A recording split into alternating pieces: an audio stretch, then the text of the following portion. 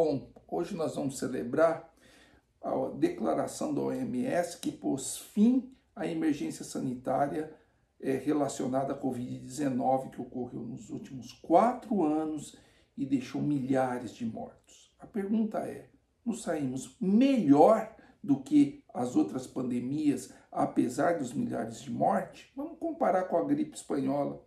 A gripe espanhola matou entre 40 a 70 milhões de pessoas, quando o mundo tinha 1,8 bilhões de pessoas entre 1915 e 1919.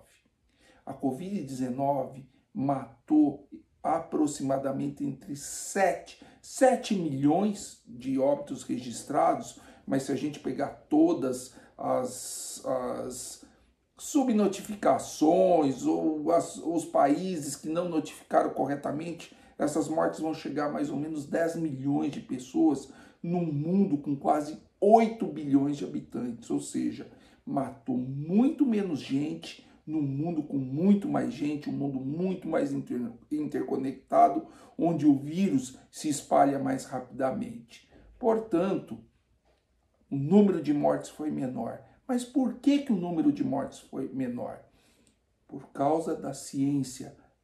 Ou seja, lá em 1919, teve que haver uma imunização de rebanho e os mais frágeis acabaram morrendo e os mais resistentes acabaram sobrevivendo. Mas o que aconteceu com a Covid-19? Houve uma interferência direta da ciência e salvou muitas pessoas vulneráveis. O grande desafio no início da pandemia era saber se esse vírus ele tinha uma transmissão rápida ou lenta. A China, infelizmente, não nos forneceu tanto substrato para conhecer a dinâmica do vírus no início da pandemia. Mas depois que caiu o sistema de saúde da Itália, da Espanha, com um alastramento muito rápido da infecção viral, com uma letalidade alta a ponto dos sistemas de saúde, os sistemas complexos de saúde, que eram as unidades de terapia intensiva, não darem conta do número de casos graves, o mundo percebeu que aquele vírus era um vírus de transmissão rápida e todo mundo começou a correr atrás de preparar o sistema para um excesso de uma sobrecarga de casos graves. Foi o que aconteceu com os Estados Unidos, com o Brasil, quando observamos a tragédia que estava acontecendo na Europa.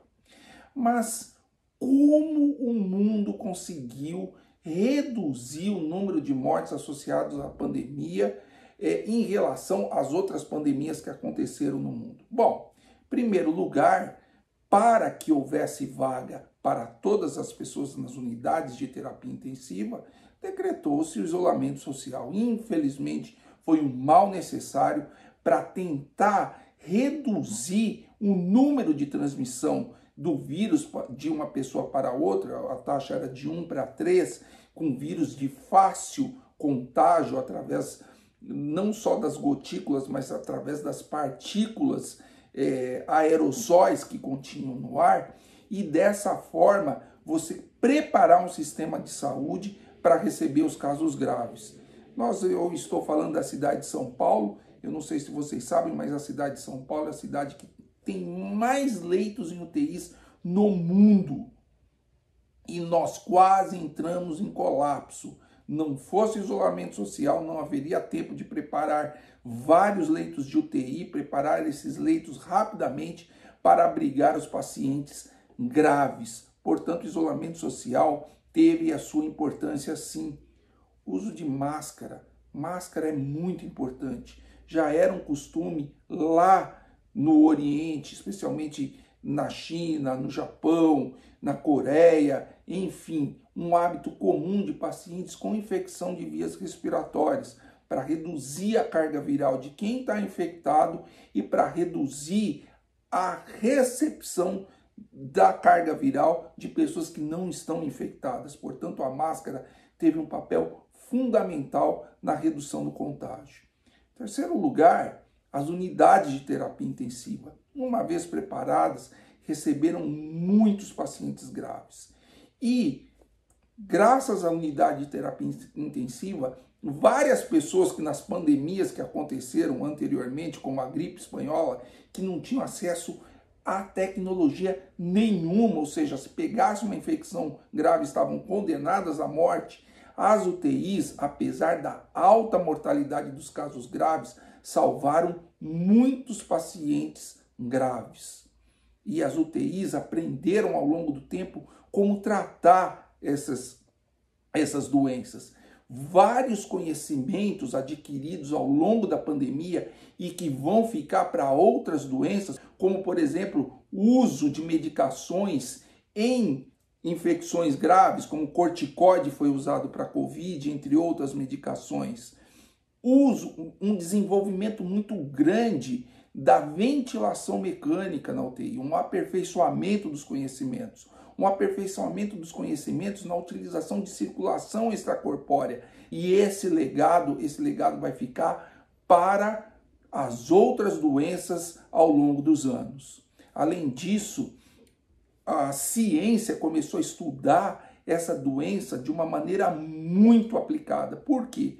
Porque vários hospitais, no início da pandemia, na segunda onda, tinham pacientes, praticamente eram lotados por pacientes com Covid-19. Eu mesmo vi grandes hospitais aqui de São Paulo totalmente ocupados por pacientes com essa doença, 8 andares só com pacientes graves. O Hospital das Clínicas praticamente fechou todas as unidades só para abrigar pacientes com Covid-19. Hospital Mboi-Mirim, entre vários outros hospitais que abrigavam pacientes exclusivamente com Covid-19. E esses hospitais formaram uma aliança aqui em São Paulo.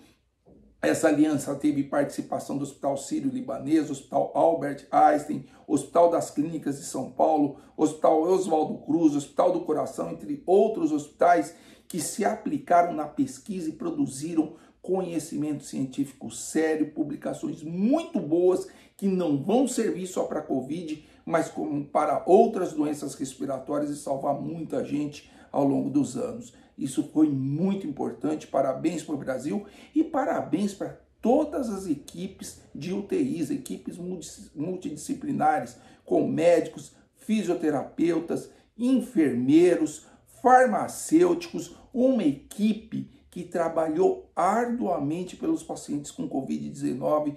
Vocês deveriam ter uma ideia de quão árduo era tratar um paciente com essa doença. Um paciente que gastava muita energia o tempo todo, não era um paciente que engatava, um paciente grave que engatava assim, um tratamento que entrava assim numa fase de estabilidade. Muitos pacientes ficavam 8, 9, 10 dias, 15 dias instáveis, gastando muita energia da equipe, e hoje eu aprendi a respeitar muito mais, eu já respeitava as equipes multidisciplinares de UTI, mas eu aprendi a respeitar muito mais depois dessa pandemia. Bom, depois vieram as vacinas que não existiam na época da gripe espanhola, e essas vacinas foram desenvolvidas. Nunca se aplicou tanto dinheiro no desenvolvimento das vacinas. E elas foram desenvolvidas em mais curto prazo, por quê? Por causa do dinheiro investido e porque as etapas burocráticas foram puladas, mas as etapas de segurança não foram puladas. As vacinas, elas obedeceram na pesquisa dela segurança, confiabilidade, fase 3, que é a fase de eficácia, e a fase 4, que é a fase de vigilância das complicações, e a fase de avaliação da eficiência. Então vieram vários tipos de vacina, como por exemplo as vacinas com mRNA combinante, que é a vacina da Pfizer, da Moderna, as vacinas vetoriais, que é a vacina da Janssen e a vacina de Oxford, e as vacinas tradicionais, que foram a Coronavac e a vacina da Sinopharm. Aqui nós no Brasil usamos especialmente a Oxford, usamos a Janssen, a Coronavac e a vacina mRNA combinante da Pfizer. Essas vacinas mostraram uma eficácia muito boa na pesquisa, com segurança, variando de uma para outra. A Coronavac foi a que teve uma eficácia menor em decorrência do viés do estudo que utilizou só em pacientes, só em voluntários que trabalhavam na área de saúde extremamente expostos ao vírus. Eu fui voluntário da Coronavac. E também porque decidiu que cada país teria sua pesquisa independente, diferente das pesquisas, especialmente de Oxford, onde os dados vinham do mundo inteiro para uma única central.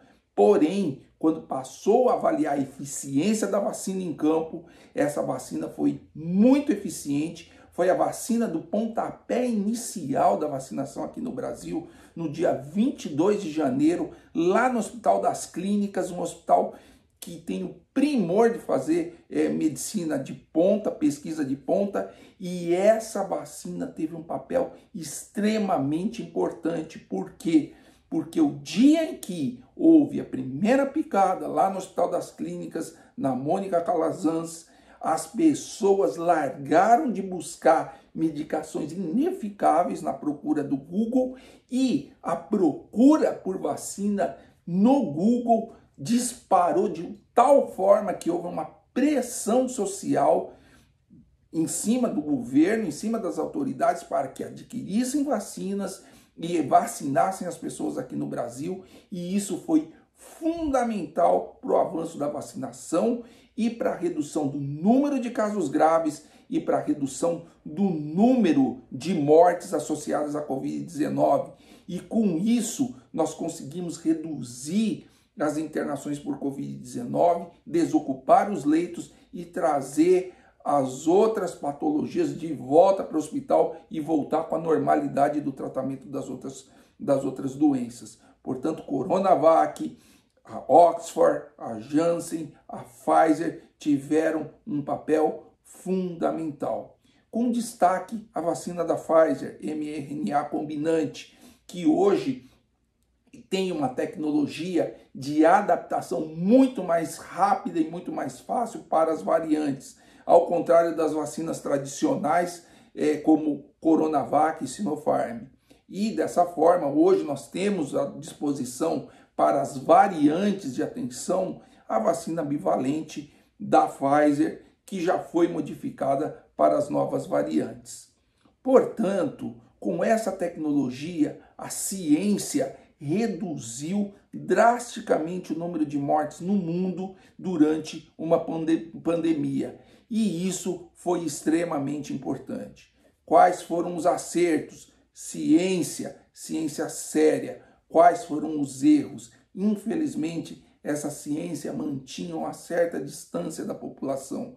Isso criou um vácuo para que os autores de fake news enganassem as pessoas, oferecendo soluções fáceis, remédios milagrosos, ineficazes, para iludir as pessoas. Infelizmente, apesar de tudo, isso levou muitas pessoas à morte, mas com a força da ciência, a mortalidade foi reduzida em relação às outras pandemias que ocorreram anteriormente no mundo. Nós aprendemos muitas coisas, principalmente no desenvolvimento de tecnologia para conter uma pandemia, para desenvolver vacina, para conhecer melhor os aspectos de ventilação nas doenças respiratórias e em relação à utilização de circulação extracorpórea, anticorpos monoclonais e várias outras coisas. Onde erramos? Os erros nós precisamos de ver, nós precisamos de analisar para que não ocorram em outras pandemias que sim, poderão vir. Infelizmente elas podem vir. E nós precisamos de estar mais preparados para as outras pandemias. Primeiro, um combate às fake news, um combate às pessoas disseminadoras de tratamentos enganosos que mataram muitas pessoas. Segundo lugar, um melhor esclarecimento de como essa pandemia surgiu. Infelizmente, no país de origem, que foi a China, na pandemia, nós não conseguimos perceber o que realmente estava acontecendo por lá. Nós ainda não temos de uma forma muito clara a respeito do surgimento do vírus e o mundo precisa sim de criar mecanismos para conhecer e identificar rapidamente um vírus de transmissão rápida a fim de evitar novas pandemias. A pergunta que fica é: acabou a pandemia, devo usar máscara? Se você estiver gripado, use máscara. Isso já é um hábito lá no Oriente, isso é um hábito na China, no Japão, na Coreia. Os orientais, eles tomam muito cuidado. Se você estiver gripado, se você tiver com alguma doença das vias respiratórias, quando você usa máscara, você reduz o espalhamento de carga viral, seja por gotículas, seja por aerosóis, e você protege as pessoas que estão ao seu redor. Então, use máscara. Se você for imunossuprimido e for aglomerações, use máscara. Quem são os imunossuprimidos? Os velhinhos frágeis, os pacientes em tratamento de câncer, para pacientes com tratamento de doenças crônicas que usam corticoide, imunossupressores, os transplantados que usam imunossupressores, que têm um sistema imune mais frágil e ainda um sistema imune muito propenso a falhar para o combate de infecções das vias respiratórias, como por exemplo a Covid-19.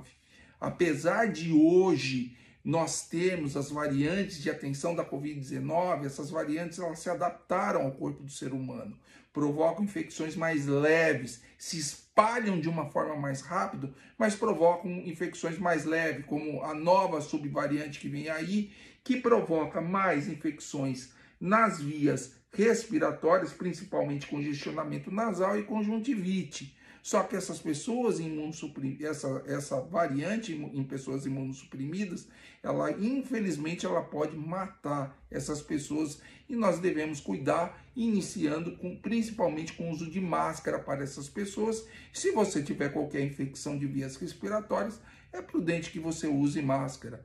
Segundo lugar, devo me vacinar? A vacina, ela vai ser opcional, principalmente a vacina bivalente, que é uma vacina que pega todas essas subvariantes da variante Ômicron, né? Inclusive essa nova subvariante que está chegando no Brasil, sim, ela ajuda a combater essa subvariante. Então, se você for imunossuprimido, se você for um velhinho frágil, né? Se tem um velhinho frágil na sua casa, se você é transplantado, se você faz tratamento de câncer, se você é diabético ou faz tratamento de doenças crônicas, é prudente você vacinar. Se você tiver contato com essas pessoas, é prudente você se vacinar. Quanto você se vacinando, você vai estar se protegendo melhor e vai estar aí protegendo principalmente as populações mais vulneráveis. Enfim, vamos celebrar a notícia, vamos nos cuidar, confie na ciência e se alguém oferecer solução fácil para problemas complexos, desconfie, mantenha a distância. Muito provavelmente isso vai ser prejudicial para a sua saúde. Muito obrigado a todos e vamos celebrar o fim da emergência sanitária.